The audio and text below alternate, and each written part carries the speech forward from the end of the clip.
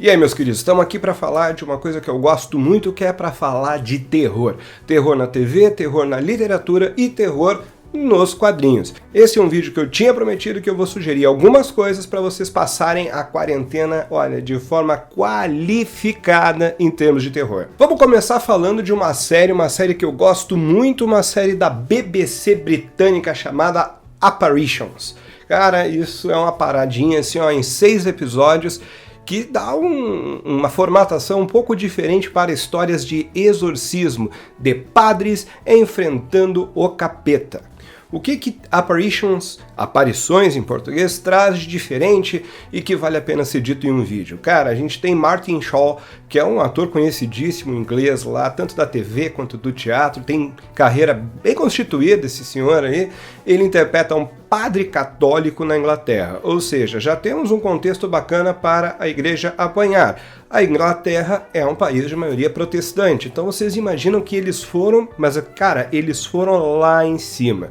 Esse padre, ele é assolado frequentemente por diversos espíritos demoníacos que o cercam e que cercam a sua paróquia. Ele tem um histórico de enfrentamento bem interessante e ele é amigo de um dos maiores exorcistas do Vaticano também. O que acontece? São nesses 6 episódios que a série tem, o padre Jacob, né, ele vai enfrentar o demônio em diversas facetas. A série pega muito pesado, ela mexe com ícones da Igreja Católica, como a Madre Teresa de Calcutá, de uma forma bem violenta. Ela gerou muita polêmica na época da sua veiculação lá na Grã-Bretanha. E quando que ela foi veiculada? Ela foi veiculada em 2008, ou seja, já tem 11 anos, e até hoje a gente não teve a segunda temporada dessa série. Obviamente nós não teremos, pela repercussão e pelo quanto eles foram pressionados para que isso não ocorresse. Por quê? Porque nós temos ali o padre se aliando, por exemplo, a um imã, que é um sacerdote do Islã. Nós temos uma questão de um jovem que quer ser ordenado sacerdote, mas ele é gay. A gente tem a estrutura da Igreja Católica sendo mexida de uma forma bem drástica. No primeiro episódio, a gente já tem um ateu que é possuído por um capiroto. Aí vocês imaginam o quanto isso pode render de discussão e até mesmo de novidade, porque geralmente a gente tem a figura da mulher sendo possuída e daquelas pessoas que possuem uma crença já estabelecida sofrendo ataques de entidades demoníacas. O ator que interpreta o diabão capiroto, que é o Rick Varden, um cara que fez Roma, por exemplo, ele tá muito bem. Ele mostra uma nova roupagem para o demônio que se manifesta de uma pessoa, sabe? A gente está acostumado a ver o demônio entrar numa mulher sedutora, num cara rico. Ele está ali como um morador de rua. E este morador de rua é assombroso. Apparitions não aposta em efeitos, em pirotecnias, aposta em locações interessantes e aposta em interpretações muito inspiradas. Tudo isso com base num texto certeiro, cara. Quando o padre chega e diz assim, tu tem certeza que tu não está possuído? Então me deixa rezar pelo menos 1 ou 2 orações aqui contigo, não vai fazer mal nenhum.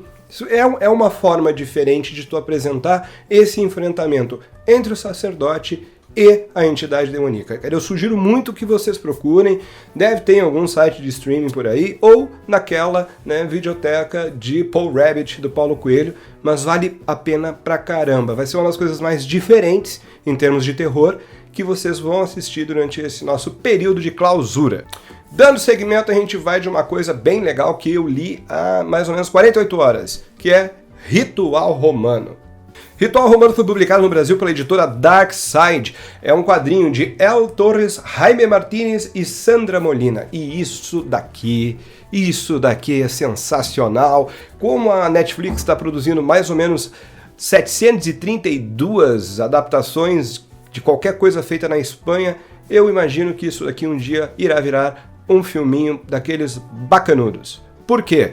Porque merece. Rapaz do céu, tentem imaginar uma figura proeminente do mundo, da Igreja Católica, possuída, e um padre renegado tendo a missão de tirar o capiroto do couro dessa pessoa.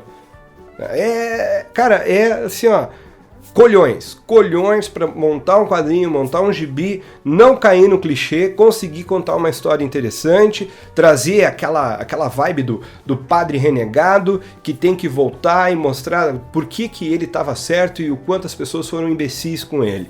Tudo bem escrito, a arte sensacional, eu achei muito bacana a arte, ela é sinistra o suficiente para aquilo que a gente estava precisando. Conteúdo extremamente gráfico, a coisa tá acontecendo, tu tá vendo, a podridão está por todos os cantos e os cantos são do Vaticano. A gente está dentro do Vaticano, a gente está conhecendo a Igreja Católica na sua essência, no seu âmago.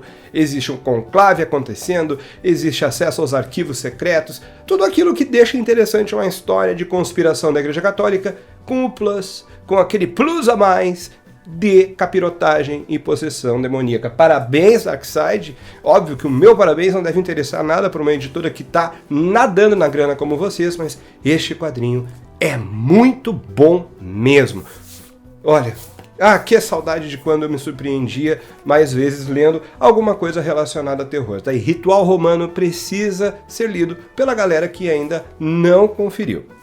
Um detalhe, o prólogo desse quadrinho é escrito por ninguém menos que Paco Plaza, que foi roteirista e diretor da série de filmes Hack, que tem 2 dos melhores filmes de zumbi já produzidos pela humanidade. Eu não sei em outro planeta, mas Hack 1 e Hack 2 são top 10 de filme de zumbi obrigatório em qualquer pessoa escolhendo. Fechando as minhas indicaçõezinhas de terror, eu tenho aqui o quê? Eu tenho A Floresta das Árvores Retorcidas, livro de Alexandre Calari, da editora do canal Pipoca e Nanquim. E ele não brinca em serviço, ele traz o mito de Cthulhu para o Brasil, joga numa cidadezinha do interior e coloca um sujeito que teve um trauma pessoal muito recente para enfrentar todas essas situações. Uma coisa que eu acho muito interessante no livro do Calari é todo o trabalho de ilustração feito pelo Doug Firmino. São imagens aterradoras, deve estar passando em algum momento aí, Pikachu e Xandão darão um jeito nisso, mas por que eu sugiro a leitura do livro do Calari? Primeiro porque são 420 páginas, é um calhamaço que vai tomar o fim de semana de vocês. Segundo porque é legal. Terceiro, porque ele tem o toque brasileiro mesmo, tratando de um assunto e trazendo elementos que são europeus, que são dos Estados Unidos. A gente tem Lovecraft e a gente tem coisas que são lá da mitologia capirótica da Europa. Ali. A gente tem súcubos, a gente tem diversas espécies de monstrengos em decomposição. Cara, ele bebe da fonte certa, ele vai pegar elementos específicos em diversos autores para montar esse mosaico que ele apresenta no livro pra gente. A gente tem a questão do apartamento assombrado, do prédio muito doido, daquela troca da realidade. Eu tô aqui, mas daqui a pouco eu tô numa peça fechada, mas daqui a pouco eu tô num lugar extremamente gigante. Eu acho essa brincadeira com espaço-tempo, com percepções, eu acho isso muito interessante, ainda mais na prosa. Na prosa é mais difícil de fazer.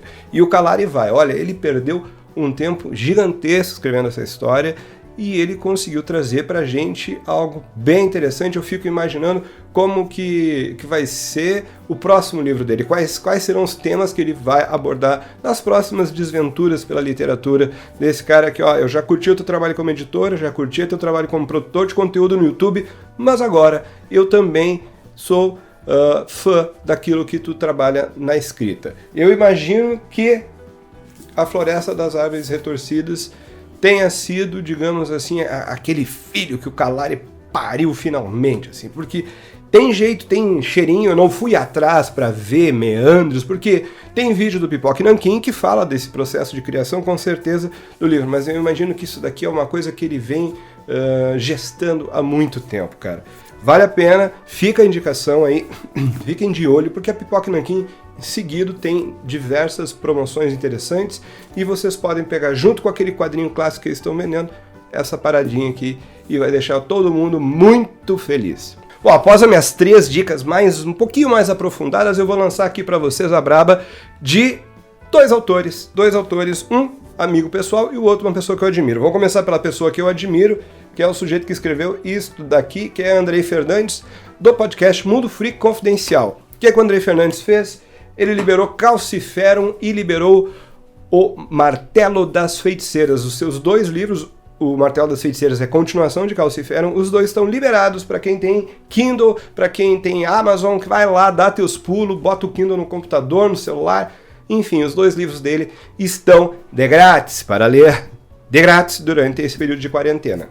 E já que eu estou falando de livro de grátis, eu não podia deixar de recomendar os 2 livros do pessoal do Terra Zero, Fazendo o Homem Acreditar e A Caminho da Justiça. Eu vou botar o link aqui embaixo do site deles. Os 2 livros estão liberados. Felipe Morcelli e Pablo Sarmento, meu brother Pablo Sarmento, que a gente grava junto no bar e que a gente não tem gravado porque não dá mais para ir ao bar, liberaram essas paradinhas. E ainda tem Quem é o Esquadrão Suicida lá na Amazon, o Pab também liberou, que é outra publicação que ele está envolvido. Ou seja, eu acabo o vídeo dando 5 opções gratuitas de leitura para vocês. Galera, próximo vídeo eu vou estar falando sobre o novo Hellblazer, o Hellblazer do Sandman Universe. Será que é bom? Será que é Hellblazer? Bom, a gente vai descobrir isso quando vocês derem aquele clique e aquele joinha na minha próxima aparição aqui. Um beijo!